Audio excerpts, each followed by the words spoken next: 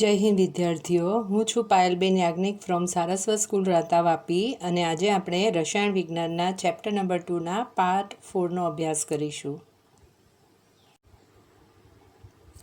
આપણા લાસ્ટ વિડીયોમાં આપણે ચેપ્ટર નંબર 2ની દરેક થિયરી જે હતી એ કમ્પ્લીટ કરી હતી.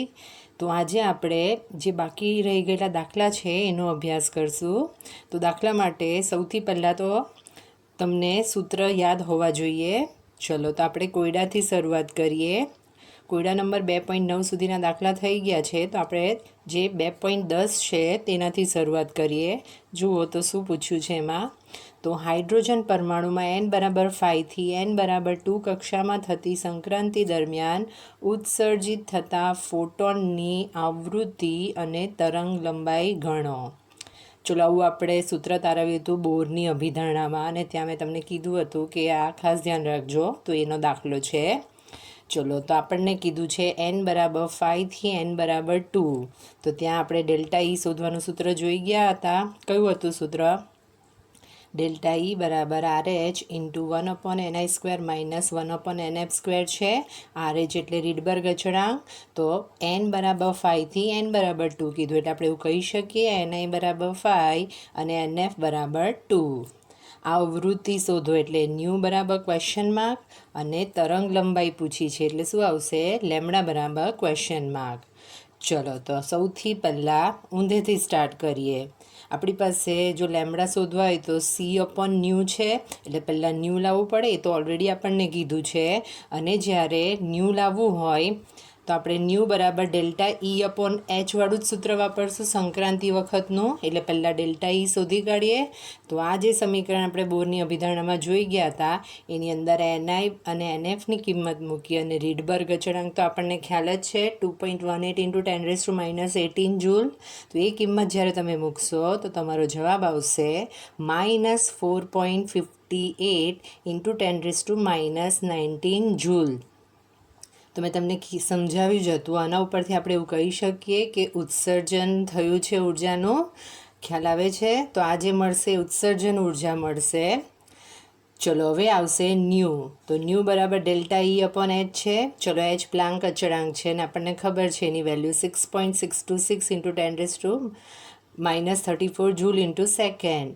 આની અંદર ડેલ્ટા ઈની કિંમત મૂકી દીધી અને સાદુરૂપ આપશો તો જે આવૃત્તિ ન્યૂ છે એની વેલ્યુ તમને મળશે 6.91 ઇન્ટુ 10⁻14 સેકન્ડ ઇન્વર્સ થશે. તો એને જ આપણે હર્ટ્સ પણ કહી શકીએ.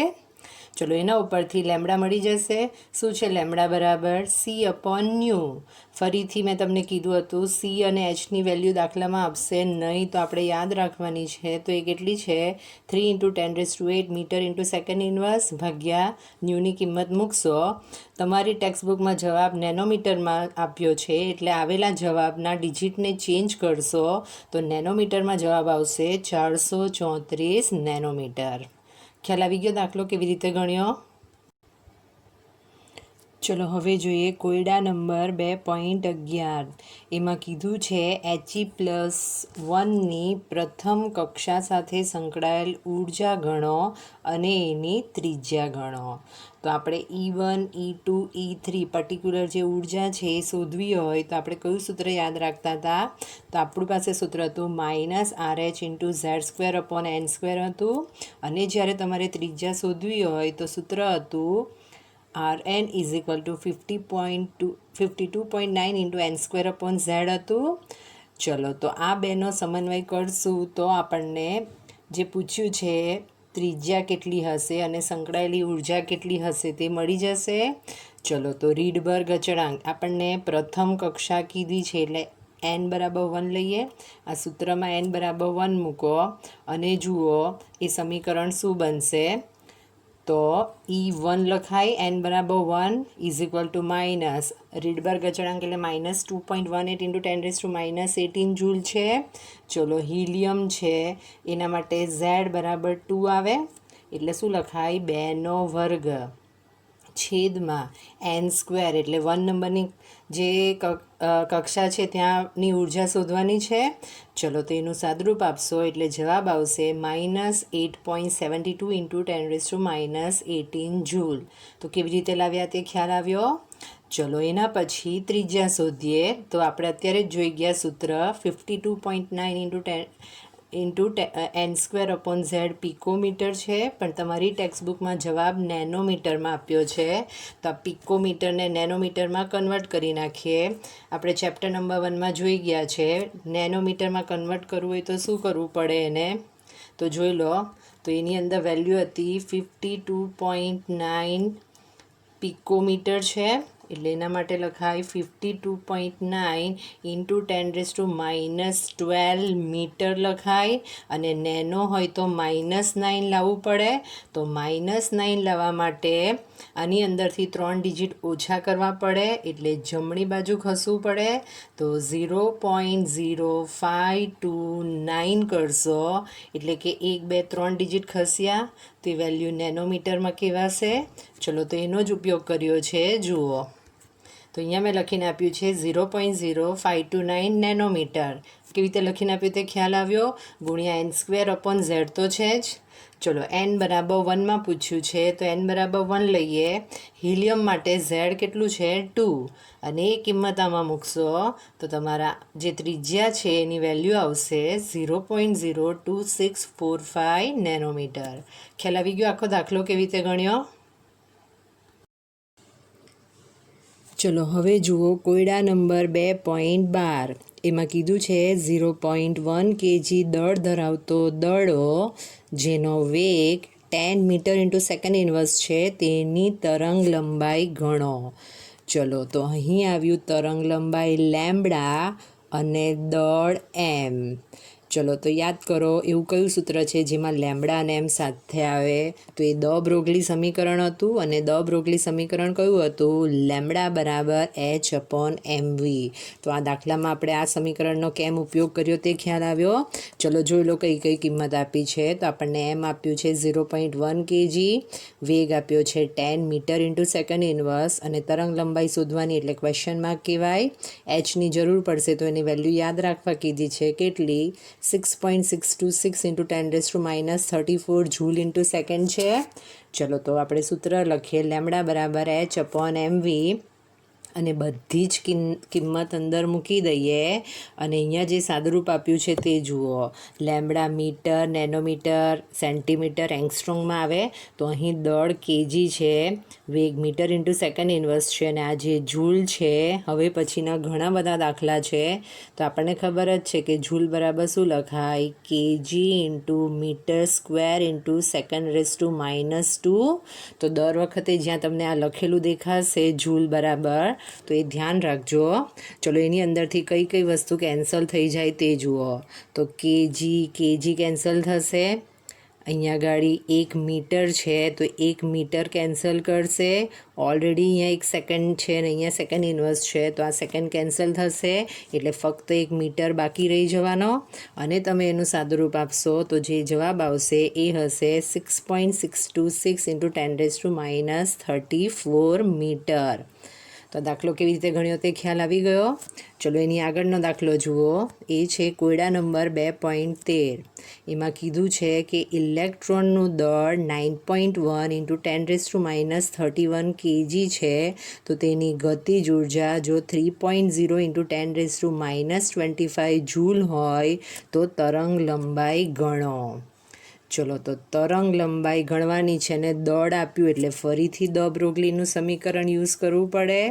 પણ આપણને દ બ્રોગલી સમીકરણમાં વેગ નથી આપ્યો, તો આપણે એવું કહી શકીએ ગતિજ ઉર્જા બરાબર આપણને ખબર છે શું છે? 1/2 mv² છે. તો આના ઉપરથી આપણને v મળી જશે, વર્ગમૂળ કાઢશું એટલે. અને આ v મળી જાય એટલે લેમ્બડા બરાબર h/mv સૂત્ર વાપરશું તો આપણને શું મળી જાય? લેમ્બડા મળી જાય. તો ખ્યાલ આવી ગયો કેવી રીતે દાખલો ગણશું? તો જુઓ, અહીં લખીને આપ્યું છે ગતિજ ઉર્જા બરાબર 1/2 mv². એટલે આ બે ગતિજ ઉર્જા સાથે ગુણાકાર કરવો પડે, એટલે શું લખાય? v² બરાબર 2 ઇન્ટુ ગતિજ ઉર્જા ભાગ્યા દળ લખાય, અને જ્યારે v શોધવું હોય તો શું કરવું પડે? એ જે ગુણાકાર છે એનું આપણે વર્ગમૂળ કાઢવું પડે. ચલો બધી કિંમત અંદર મૂકી દો, અને આ ફરીથી રૂપાંતર મેં તમને સમજાવ્યું એ જ રીતનું છે. અને જ્યારે તમે એનું સાદુરૂપ આપશો તો એ જવાબ આવશે 812 મીટર ઇન્ટુ સેકન્ડ ઇન્વર્સ. અને જ્યારે તરંગ લંબાઈ શોધવી હોય તો દ બ્રોગલી સમીકરણ જે છે લેમ્બડા બરાબર h/mv, એમાં આપણે બધી જ કિંમત હવે મૂકી દઈએ. આપણને ખબર છે દળ પણ આપ્યું છે, આપણે v પણ લઈ આવ્યા, અને hની વેલ્યુ આપણને ખબર છે. તમે જે જવાબ આપશો એ મીટરમાં આપશે, પણ તમારી ટેક્સ્ટબુકમાં જવાબ નેનોમીટરમાં આપ્યો છે, તો એને કન્વર્ટ કરશો તો જવાબ આવશે 896 નેનોમીટર. તો ખ્યાલ રાખજો આ વેલ્યુ છે. તો બંને દાખલા કેવી રીતે ગણ્યા તે ખ્યાલ આવી ગયો. ચલો નેક્સ્ટ દાખલો જુઓ. કોયડા નંબર 2.14. એમાં કીધું છે કે લેમ્બડા બરાબર 3.6 એંગસ્ટ્રોંગ તરંગ લંબાઈ ધરાવતા ફોટોનનું દળ ગણો. ફોટોનનું દળ ગણવા કીધું અને તરંગ લંબાઈ આપી, એટલે આપણે સૂત્ર તો આ જ વાપરશું, લેમ્બડા બરાબર h/mv. આપણે આની અંદરથી એમ શોધવાનું છે, એટલે ક્વેશ્ચન માર્ક. h આપણને ખબર હોય છે અને લેમ્બડા આપણને આપ્યું છે, પણ આપણી પાસે વેગ નથી. અને ફોટોનનું દળ ગણવા કીધું તો ફોટોનનો વેગના માટે શું લખાય? ફોટોનનો વેગ બરાબર પ્રકાશનો વેગ કહેવાશે, અને પ્રકાશનો વેગ કેટલો છે આપણને ખબર છે, 3 × 10⁸ મીટર ઇન્ટુ સેકન્ડ ઇન્વર્સ છે. તો આ દાખલામાં આટલું ચેન્જ હતું તે ધ્યાન રાખજો. જુઓ, લેમ્બડા બરાબર h/mv, એમાંથી એમને સૂત્ર ન કરતાં બનાવીએ એટલે શું થાય? h/લેમ્બડા ઇન્ટુ v થાય. હવે રકમની અંદર આપણને જે લેમ્બડા આપ્યું છે એંગસ્ટ્રોંગમાં છે, અને આપણને ખબર છે, એને કન્વર્ટ કરીએ મીટરમાં તો શું લખાય? 3.6 × 10⁻10 મીટર લખાય. એમ બરાબર ક્વેશ્ચન માર્ક, અને જે ફોટોનનો વેગ હશે એની વેલ્યુ કેટલી લેવા કીધી? 3.0 × 10⁸ મીટર ઇન્ટુ સેકન્ડ ઇન્વર્સ. ચલો બધી કિંમત આપણે આની અંદર મૂકી દઈએ, જે એકમો કેન્સલ થાય. આ જૂલ માટે સમજાવ્યું હતું તો એ જ રીતનું છે પાછું. અને જ્યારે તમે ફાઇનલ આન્સર જોશો તો એ આવશે 6.135 × 10⁻29 kg. તો આખો દાખલો કેવી રીતે ગણ્યો તે ખ્યાલ આવી ગયો. ચલો નેક્સ્ટ દાખલો જુઓ. કોયડા નંબર 2.15. એમાં કીધું છે સૂક્ષ્મદર્શક યંત્રનો ઉપયોગ કરીને યોગ્ય ફોટોનથી પરમાણુના ઇલેક્ટ્રોનનું સ્થાન 0.1 એંગસ્ટ્રોંગ અંતરમાં જાણવા મળ્યું, તો તેની ગતિના માપનમાં કેટલી અનિશ્ચિતતા હશે? તો સ્થાન અને ગતિની અનિશ્ચિતતા આવી એટલે શું કહેવાય? આ દાખલો કયા સૂત્રને આધારિત દાખલો છે? હાઇઝનબર્ગના નિયમને આધારિત દાખલો છે. જોઈ લો એકવાર ફરીથી ભૂલી ગયા હોય તો. હાઇઝનબર્ગમાં આપણે જોઈ ગયા કે Δx ગુણ્યા Δp એની વેલ્યુ કેટલી આવતી હતી? h > h/4π. ચલો વેગમાન p એટલે m × v લખાય. તો આની અંદર આપણે સૂત્ર તારવ્યું હતું Δx ગુણ્યા m Δvx શું લખાય? ફરીથી h/4π લખાય. તો જ્યારે દાખલાની ગણતરી કરશું તો આપણે શું કરશું? જે છે એનો ઉપયોગ કરશું. એટલે ફાઇનલી આપણે એવું કહી શકીએ Δx ગુણ્યા Δvx h/4π × m. આ સૂત્ર આપણે જોઈ ગયા છે હાઇઝનબર્ગના નિયમના સૂત્રમાં, તો અહીંયા પણ આપણે એનો જ ઉપયોગ કરશું. જુઓ, Δx ગુણ્યા Δvx h/4πm છે. ચલો રકમમાં આપણને સ્થાનની અનિશ્ચિતતા આપી છે 0.1 એંગસ્ટ્રોંગ. એને મીટરમાં કન્વર્ટ કરીએ એટલે 0.1 × 10⁻10 મીટર કહેવાય. આપણને વેગની અનિશ્ચિતતા પૂછી છે એટલે Δvx બરાબર ક્વેશ્ચન માર્ક થાય. અને દળ જે લેવાનું છે આપણે યાદ રાખીએ છીએ 9.11 × 10⁻31 kg.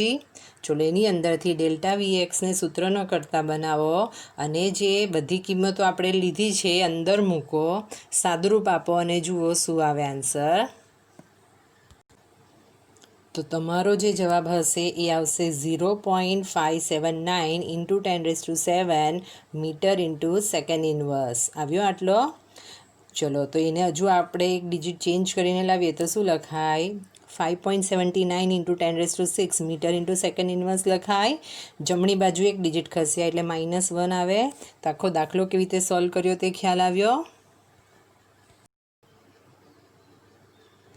ચલો નેક્સ્ટ દાખલો જુઓ. કોયડા નંબર 2.16 એમાં કીધું છે એક ગોલ્ફના દડાનું દળ 40 ગ્રામ છે અને એનો વેગ 45 મીટર ઇન્ટુ સેકન્ડ ઇન્વર્સ છે. હવે આ દાખલામાં કંઈક અલગ આવ્યું. શું અલગ છે તે જુઓ. તો જો વેગ 2% ચોકસાઈથી માપી શકાતો હોય તો સ્થાનમાં અનિશ્ચિતતા ગણો. એટલે અત્યાર સુધીના દાખલામાં આપણે સીધી કિંમત લઈ લેતા હતા, એની જગ્યાએ આમાં ટકાવાર થોડું પ્રમાણ આપ્યું છે. ચલો જુઓ શું ચેન્જ છે તે. તો આપણને એવું કીધું છે કે દડાનું દળ 40 ગ્રામ છે એટલે m બરાબર 40 ગ્રામ કહેવાય. આપણને ખબર છે કે અનિશ્ચિતતાને એમાં જે માપશું તો આપણે કેજીમાં કન્વર્ટ કરવું પડશે. તો એ આપણે કેજીમાં કન્વર્ટ કરીએ તો 40 × 10⁻³ કેજી કહેવાય. વેગ જે સ્ટાર્ટિંગમાં કીધું છે એ છે 45 મીટર પ્રતિ સેકન્ડ અને સ્થાનમાં અનિશ્ચિતતા પૂછી એટલે Δx બરાબર ક્વેશ્ચન માર્ક થાય. તો ચેન્જ એ હશે કે આની અંદર આ જે વેગ છે એ 2% ચોકસાઈથી મપાતો છે. એટલે વેગના માટે આપણે એવું કહી શકીએ કે Δvx બરાબર 45 મીટર પ્રતિ સેકન્ડ ગુણ્યા 2/100 કરવું પડે. 2% ચોકસાઈ આપી છે અને જ્યારે તમે એનું સાદુરૂપ આપશો તો એ થશે 90/100 એટલે 0.9 મીટર ઇન્ટુ સેકન્ડ ઇન્વર્સ થાય. ચલો પછી તો આપણે કોમન જે સૂત્ર છે એ જ યુઝ કરશું હાઇઝનબર્ગનો. Δvx ઇન્ટુ Δx બરાબર h/4π ઇન્ટુ m છે. અહીંયા ગાડીથી બધી કિંમત આપણે એની અંદર મૂકી દઈએ અને જે મેં તમને એકમ ચેન્જ કરવા કીધો હતો અને સરખા એકમ કેન્સલ કરશો તો જે ફાઇનલ જવાબ આવશે તમારો એ હશે 1.44 ઇન્ટુ 10⁻³ મીટર. 10⁻³ મીટર એટલે ઘણી નાની વેલ્યુ આવી. તેના ઉપરથી આપણે એવું કહી શકીએ કે કોઈ નમૂનારૂપ જે પરમાણુના કેન્દ્રના વ્યાસ કરતાં એ લગભગ 10⁻18 ગણું નાની વેલ્યુ આવી. તો આખો દાખલો કેવી રીતે ગણ્યો તે ખ્યાલ આવી ગયો. ચલો હવે આપણે જોઈએ સ્વાધ્યાયના દાખલા. તો ઓલરેડી જ્યારે થિયરી ચાલતી હતી ત્યારે આપણે સ્વાધ્યાયના ઘણા દાખલા સોલ્વ કર્યા છે. અત્યારે આપણે એવા જ દાખલા જોઈશું જે દાખલાને આધારિત બીજા ઘણા દાખલા અંદર આપ્યા છે સિમિલર. પણ હું તમને એવા દાખલા કરાવીશ જેની અંદર કંઈક એવું હશે જે મારે તમને કરીને સમજાવવું પડે અને જે બાકીના દાખલા હશે જે તમારે પ્રેક્ટિસ કરવાની છે એની હું તમને PDF મોકલી આપીશ. તો તમે એ રીતે પ્રેક્ટિસ કરી શકો અથવા જો તમને ડાઉટ હોય તો તમે મને પૂછી શકો. ચલો તો સૌથી પહેલાં શરૂઆત કરીએ દાખલા નંબર 2.1થી. તો એમાં તમને 2 સવાલ પૂછ્યા છે. ઇલેક્ટ્રોનની સંખ્યા ગણો કે જેને ભેગા કરવાથી 1 ગ્રામ વજન થાય અને સાથે પૂછ્યું છે 1 મોલ ઇલેક્ટ્રોનનો ભાર અને દળ ગણો. ચલો તો આપણને પહેલામાં જે દાખલો છે એમાં પૂછ્યું છે 1 ગ્રામ વજન થાય, ઇલેક્ટ્રોનની સંખ્યા ગણવા કીધી. તો આપણને ઇલેક્ટ્રોનનું દળ ખબર છે કેટલું છે 9.109 ઇન્ટુ 10⁻31 કેજી છે. આપણને અહીંયા 1 ગ્રામ માટે કીધું છે એટલે આપણે એને ગ્રામમાં કન્વર્ટ કરીએ તો શું થશે -28 ગ્રામ થાય. ચલો હવે એકમ અવયવ પદ્ધતિના આધારે આપણે જો એને જોઈએ તો આપણે શું લખી શકીએ 1 ગ્રામ એટલે 1 ઇલેક્ટ્રોન ગુણ્યા 1 ગ્રામ અપોન 9.109 ઇન્ટુ 10⁻28 ગ્રામ કહેવાય. અને જ્યારે તમે એનું સાદુરૂપ આપશો તો ઇલેક્ટ્રોનની સંખ્યા આવશે 1.1 ઇન્ટુ 10⁻27 ઇલેક્ટ્રોન. તો ખ્યાલ આવી ગયો આ દાખલો કેવી રીતે ગણ્યો. ચલો એની જ અંદર જે બીજો ક્વેશ્ચન પૂછ્યો છે તે જુઓ. 1 મોલ ઇલેક્ટ્રોનનો ભાર ગણો. 1 મોલ એટલે આપણને ખબર છે કેટલા આવે 6.022 ઇન્ટુ 10⁻23 અણુ પરમાણુ અથવા આયન કહેવાય. તો 1 મોલ ઇલેક્ટ્રોનનું દળ એટલે ઇલેક્ટ્રોનનું જે દળ છે એને એવોગેડ્રો આંક વડે ગુણવું પડે. ઇલેક્ટ્રોનનું દળ આપણને ખબર છે 9.109 ઇન્ટુ 10⁻31 કેજી.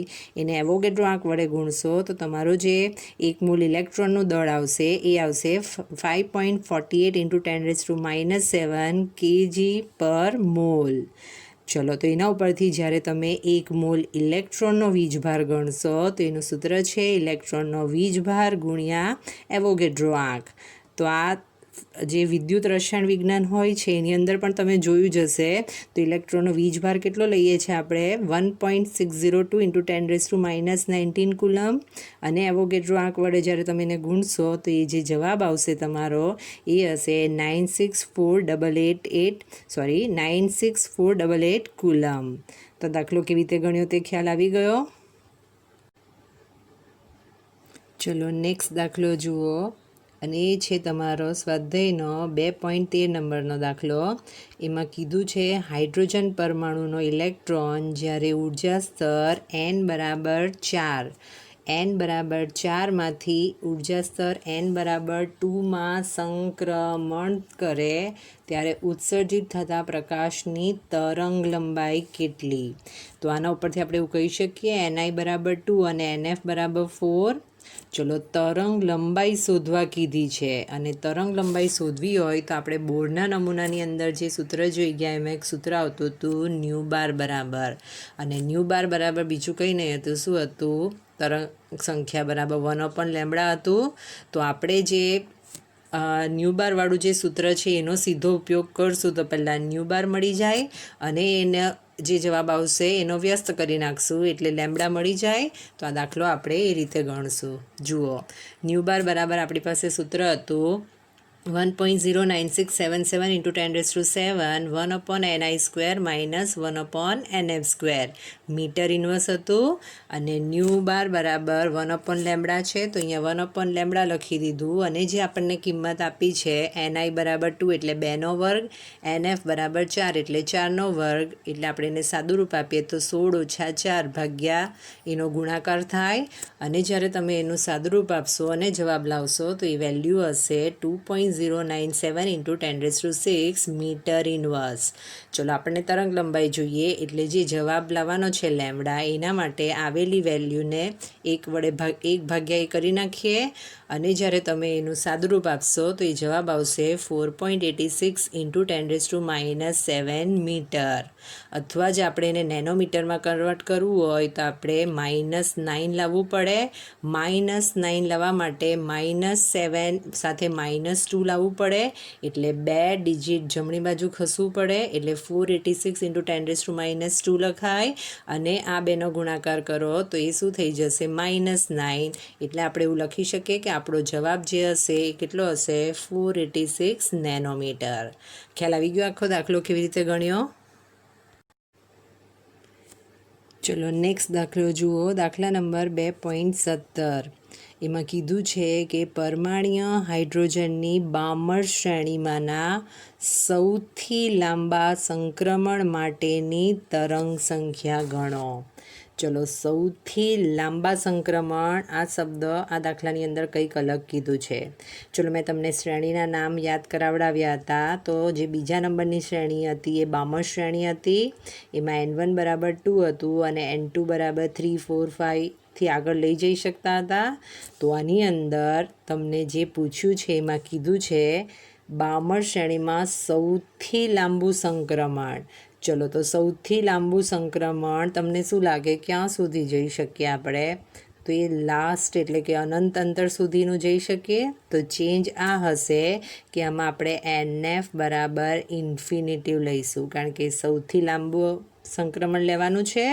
અને જે તરંગ સંખ્યા શોધવાની છે તો અભિધારણામાં આપણે ન્યૂ બારનું જે સૂત્ર જોઈ ગયા હતા એ જ આમાં યુઝ કરવું પડશે.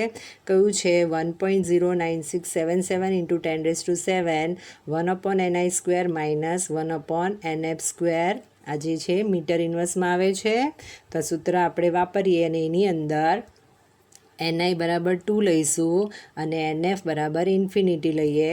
તો અહીંયા ગાડી 1/∞² એટલે એ પદ શું થઈ જવાનું? 0 થઈ જવાનું. અને ni બરાબર 2નો વર્ગ એટલે 4 થવાનો. તો આ જે વેલ્યુ હતી એને જ્યારે તમે 4 વડે ભાગશો તો તમારો જવાબ આવશે 0.2741 × 10⁻⁷ મીટર ઇન્વર્સ. ચલો, એના ડિજિટ ચેન્જ કરીએ તો 2.741 લખીએ એટલે જમણી બાજુ એક ડિજિટ ખસે એટલે -1 લખાય. -1 + 7 એટલે +6 થઈ જશે. અને જે લાસ્ટ તમે આન્સર લાવશો એ હશે 2.741 ઇન્ટુ 10⁶. તો જ્યારે સૌથી લાંબુ સંક્રમણ કહે તો ત્યારે તમારે NF બરાબર ઇન્ફિનિટિવ લેવાનું. તો આ યાદ રાખજો. ચલો નેક્સ્ટ દાખલો જુઓ. દાખલા નંબર 2.18. એમાં કીધું છે કે હાઇડ્રોજન પરમાણુની પ્રથમ બોર કક્ષામાંથી બોર કક્ષા 5માં ઇલેક્ટ્રોનને મોકલવા માટે કેટલા જૂલ ઉર્જાની જરૂર પડશે અને ધરા અવસ્થામાં ઇલેક્ટ્રોન પાછો આવે ત્યારે ઉત્તેજિત થનારા પ્રકાશની તરંગ લંબાઈ કેટલી? ચલો તો આ દાખલામાં શું અલગ છે અને કેવી રીતે ગણાય તે જુઓ. તો નવો શબ્દ તમે સાંભળશો, ધરા અવસ્થા. ધરા અવસ્થા એટલે ભૂમિ અવસ્થા કહેવાય, એટલે ગ્રાઉન્ડ લેવલ કહેવાય. તો અહીં જે હશે એને આપણે E1 કહેતા હતા. તો આપણને એવું કીધું છે કે પ્રથમ બોર કક્ષામાંથી બોર કક્ષા 5માં ઇલેક્ટ્રોનને મોકલવાનો છે. એટલે અહીંયા વધારે ઉર્જા ધરાવતી કક્ષક જે છે ત્યાં આગળ ઇલેક્ટ્રોન જાય છે, એટલે અહીંયા એની ઉર્જા હશે E5. હવે આ જે અવસ્થા છે એ અસ્થાયી અવસ્થા છે, ત્યાં લાંબો સમય ટકી નહીં શકે. તો ધરા અવસ્થામાં ઇલેક્ટ્રોન જ્યારે પાછો આવે એટલે E5માંથી E1માં પાછો આવે ત્યારે એની તરંગ લંબાઈ ગણવા કીધી. ચલો આટલી જ ડિટેલ આપી હોય અને તમને તરંગ લંબાઈ ગણવા કહે તો આપણે એક તો ડેલ્ટા E શોધી શકીએ. એકવાર ડેલ્ટા E મળી ગયું પછી ડેલ્ટા E બરાબર hc/λ આપણી પાસે સૂત્ર છે, તો એના ઉપરથી આપણને લેમ્બડા મળી જાય. તો કેમ આ દાખલામાં સૂત્ર વાપરશું તે ખ્યાલ આવી ગયું. ચલો જુઓ. તો અહીંયા આગળ તમને E1 અને E5ની વેલ્યુ લાવી હોય તો એના માટે આપણે આ સૂત્ર વાપરીએ છીએ -RH ઇન્ટુ 1/n². હવે ચેન્જ એ છે કે આમાં ધરા અવસ્થામાં જે ઉર્જા આપી છે અર્ઘમાં આપી છે. તો યાદ રાખજો 1 જૂલ બરાબર 10⁷ અર્ઘ. એટલે જ્યારે તમે એને અર્ઘમાં કન્વર્ટ કરો છો તો એ વેલ્યુ કેટલી થઈ ગયેલી દેખાય છે તમને? -11. તો આપણે બધા જે એકમ છે એ બધા CGS એકમ વાપરવા પડશે. તો આ ધ્યાન રાખજો. ચલો તો જુઓ શું છે આગળ. તો આમાં પહેલાં E1 શોધવું હોય તો n બરાબર 1 લખવું પડે અને n બરાબર 1 લેશો અને એનો વર્ગ કરશો તો વેલ્યુ તો એ જ રહેવાની. કેટલી રહેશે? -2.18 ઇન્ટુ 10⁻11 અર્ઘ.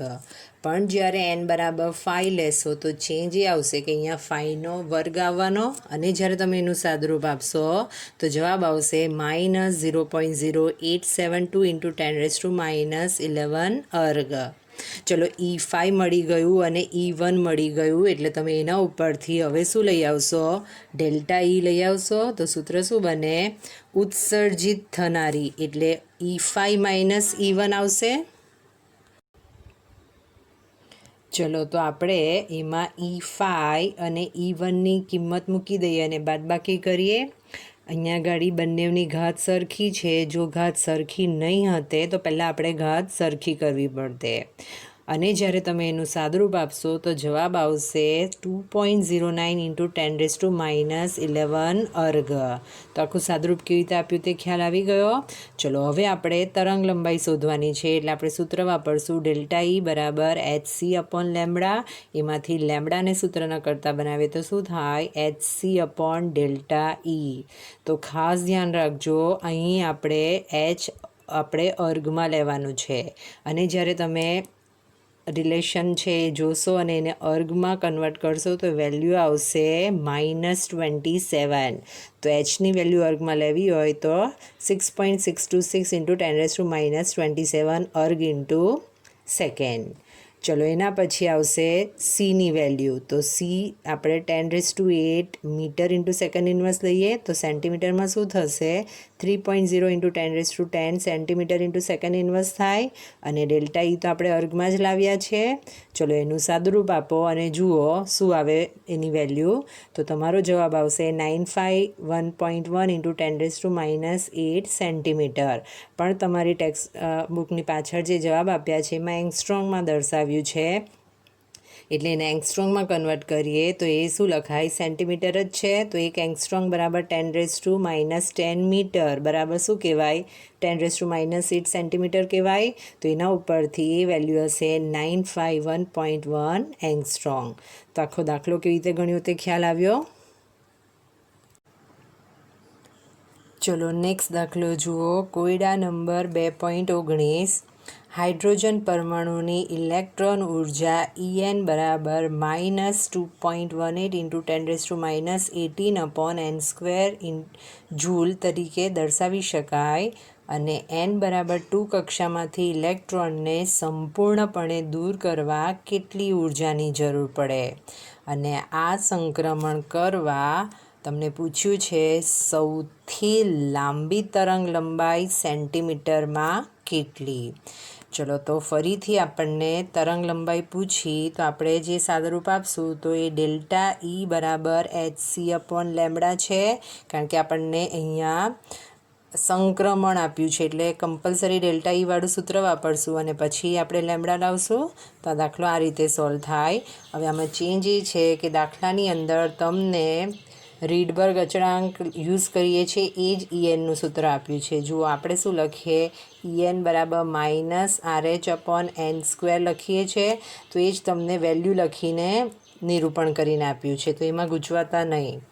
ચલો હવે સૌથી લાંબી તરંગ લંબાઈ કીધી છે તો સૌથી લાંબી તરંગ લંબાઈ એટલે કેટલી લેવી પડે? ઇન્ફિનિટિવ આવશે. તો આની અંદર પણ ઇન્ફિનિટિવવાળું યુઝ કરશું. તો En બરાબર -RH/n² જૂલ છે અને એની વેલ્યુ અહીંયા આપી છે. તો જ્યારે n બરાબર 2માંથી ઇલેક્ટ્રોનને દૂર કરવાની જરૂરી ઉર્જા ગણવી હોય તો આપણે સૂત્ર ડેલ્ટા ઈ બરાબર શું લખી શકીએ? E∞ -E2 લખાય. તો એની અંદર આપણે જે કોમન સૂત્ર છે તે યુઝ કરીએ. -2.18 × 10⁻18 જૂલ ઇન્ટુ 1/∞² -1/2² થાય. ફરીથી 1/∞² એટલે એના બરાબર શું લખાય? 0 લખાય અને 2નો વર્ગ એટલે 4. અને જ્યારે તમે એનું સાદુરૂપ આપશો તો એ જવાબ આવશે 5.42 × 10⁻19 જૂલ પ્રતિ પરમાણુ. ચલો હવે ડેલ્ટા ઈ બરાબર hc/λ છે. તો એની અંદર hની કિંમત cની કિંમત મૂકી દો અને લેમ્બડાને સૂત્રના કરતાં બનાવો. તો એ બે જે ગુણાકાર હતો એને ડેલ્ટા ઈ વડે ભાગો અને જુઓ કે તમારું વેલ્યુ કેટલી આવે. તો એ હશે 3.667 × 10⁻7 મીટર. -7 મીટર છે એને સેન્ટીમીટરમાં ગણવા કીધું છે. એટલે સેન્ટીમીટર કન્વર્ટ કરો તો કેટલું થઈ જાય? સેન્ટી છે એટલે -5 થઈ જાય. તો આપણો ફાઇનલ સેન્ટીમીટરમાં જવાબ આવ્યો 3.667 × 10⁻5 સેન્ટીમીટર. ચલો નેક્સ્ટ દાખલો જુઓ. દાખલા નંબર 2.20. એમાં કીધું છે 2.05 × 10⁻7 મીટર × સેકન્ડ ઇન્વર્સના વેગથી ઘૂમતા ઇલેક્ટ્રોનની તરંગ લંબાઈ ગણો. તો આ દાખલાની અંદર આપણને વેગ આપ્યો છે અને આપણને તરંગ લંબાઈ ગણવા કીધી છે. ચલો તો આ દાખલો દ બ્રોગલીના સમીકરણનો દાખલો છે એવું કહેવાય. તો એની અંદર લેમ્બડા બરાબર h/mv વાળું સૂત્ર વાપરવું પડશે. h આપણને ખબર હોય છે, v આપણને આપ્યો છે ને લેમ્બડા આપણે શોધવાનો છે. પણ આપણી પાસે m નથી, પણ આપણે ઇલેક્ટ્રોનની તરંગ લંબાઈ શોધવાની છે. અને ઇલેક્ટ્રોનના માટે મેં તમને વેગ યાદ રાખવા કીધો હતો. એ આપણે કેટલો એનું દળ કેટલું યાદ રાખવા કીધું છે? 9.109 × 10⁻31 kg છે. તો v, h અને mની કિંમત જ્યારે આપણે દ બ્રોગલી સમીકરણની અંદર મૂકશું અને એને સાદરૂપ આપીને સરખા એકમ કેન્સલ કરશું તો જે લેમ્બડા મળશે આપણને એ હશે 3.552 × 10⁻11 મીટર. તો આ દાખલો કેવી રીતે ગણ્યો તે ખ્યાલ આવ્યો? ચલો નેક્સ્ટ દાખલો જુઓ. તો એ દાખલો છે દાખલા નંબર 2.21. એમાં કીધું છે કે ઇલેક્ટ્રોનનું દળ 9.1 × 10⁻31 kg છે. જો તેની ગતિજ ઉર્જા 3.0 × 10⁻25 જૂલ હોય તો તેની તરંગ લંબાઈ ગણો.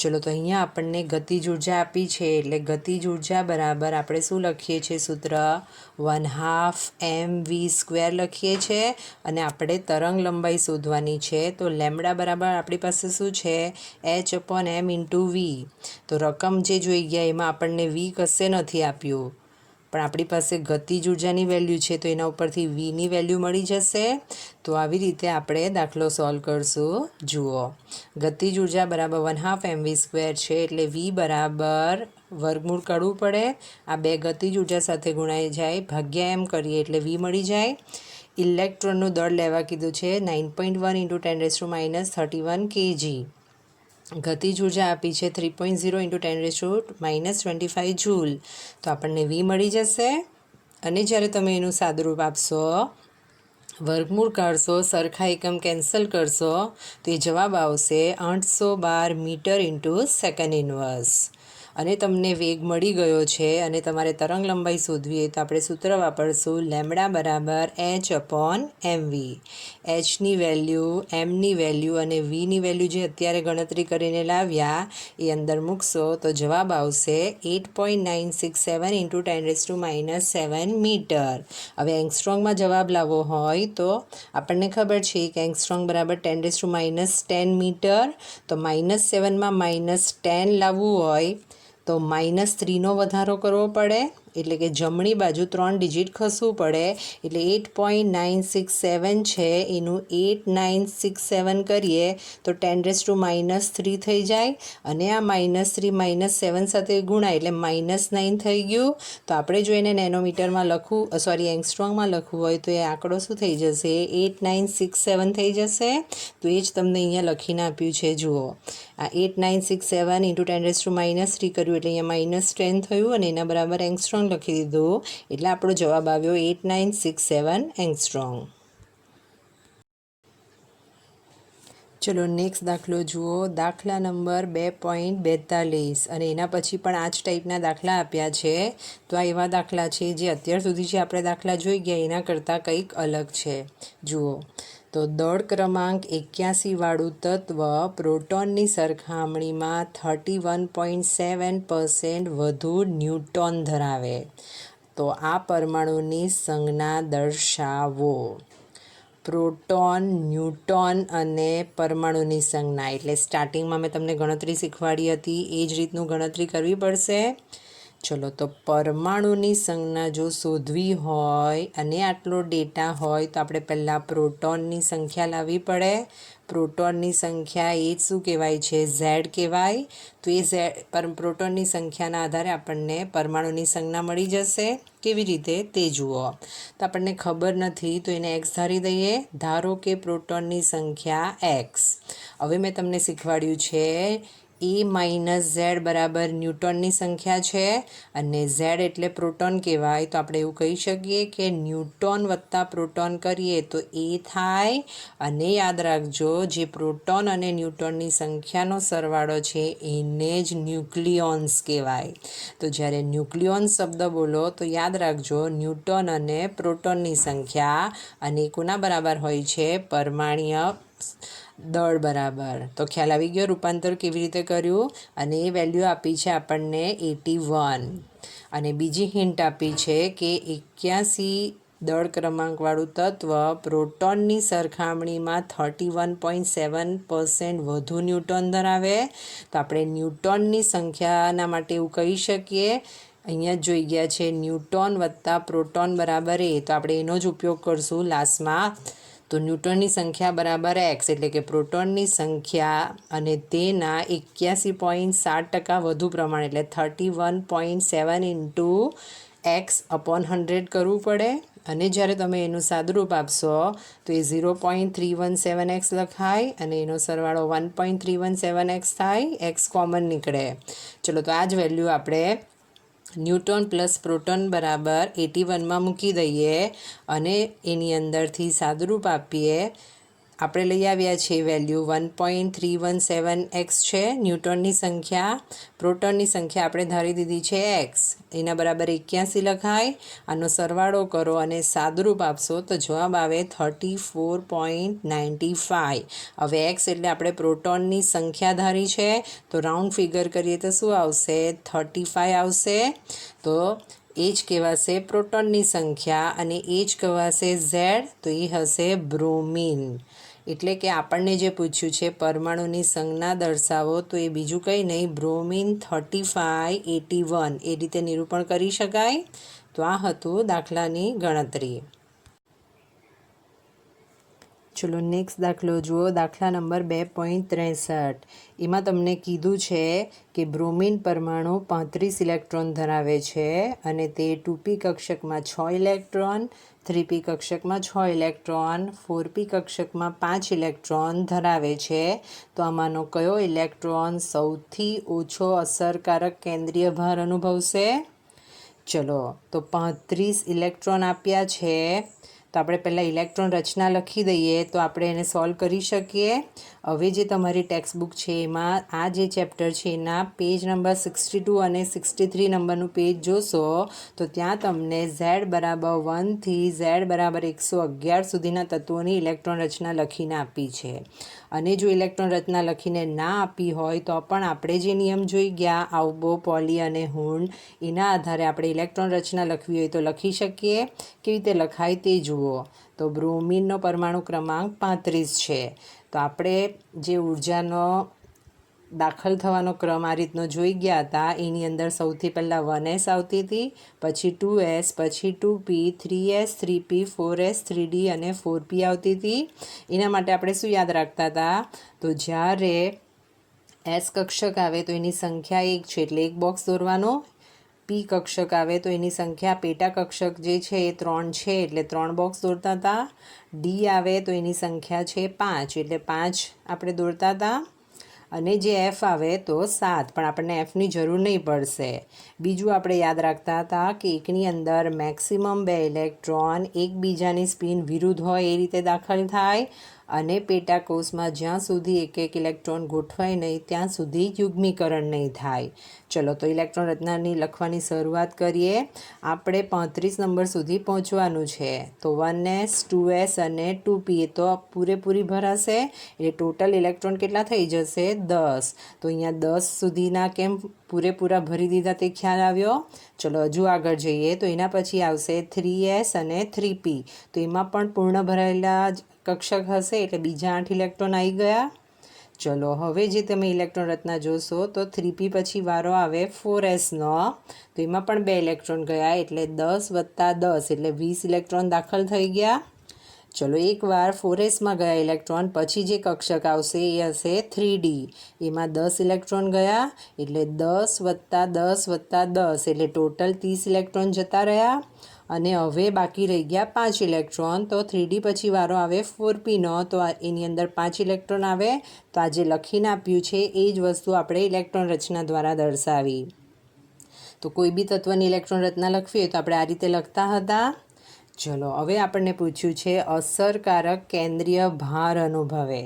તો મેં તમને શીખવાડ્યું છે કે જે કક્ષકો કેન્દ્રની સૌથી વધારે નજીક હોય એ કક્ષકો સૌથી વધારે અસરકારક કેન્દ્રીય વીજભાર અનુભવે, કારણ કે કેન્દ્રની સૌથી નજીક હશે. અને જે કેન્દ્રના સૌથી બહાર હશે એમાં શિલ્ડિંગ અસર સમજાવી હતી. કેવી રીતે હતી તે જુઓ. તો આપણે એવું શીખ્યા છે કે જે સૌથી બહારની કક્ષક છે ત્યાં જે ઇલેક્ટ્રોન આવેલા છે એના ઇલેક્ટ્રોન પર લાગતા કેન્દ્રના આકર્ષણ બળને કોણ બચાવે છે? તો એ જે એની અંદરની કક્ષકમાં ભરાયેલા ઇલેક્ટ્રોન છે એક આવરણ જેવું રચી લેશે અને એના જ કારણે જે કેન્દ્રનું સૌથી બહારની કક્ષકમાં રહેલા ઇલેક્ટ્રોન પર આકર્ષણ જે લાગે છે એની માત્રામાં ઘટાડો કરે છે. તો એના ઉપરથી આપણે આનો જવાબ આપી શકીએ કે જેમ વધારે નજીક તેમ વધારે અસરકારક કેન્દ્રીય વીજભાર. આપણને પૂછ્યું છે ઓછું, તો 1sમાં સૌથી વધારે હશે તો સૌથી ઓછું 4pમાં હશે શિલ્ડિંગ અસરના કારણે. તો આપણે આ ક્વેશ્ચનનો આન્સર શું આવશે? તો 4p માં રહેલા જે ઇલેક્ટ્રોન છે એ સૌથી ઓછો અસરકારક કેન્દ્રીય ભાર અનુભવે. તો આટલા દાખલા હતા જે અમારે કરાવવા પડે એવા ખાસ હતા. ચલો તો તમારી એક્ઝામ માટે ઓલ ધ બેસ્ટ. બરાબર શાંતિથી પેપર લખજો.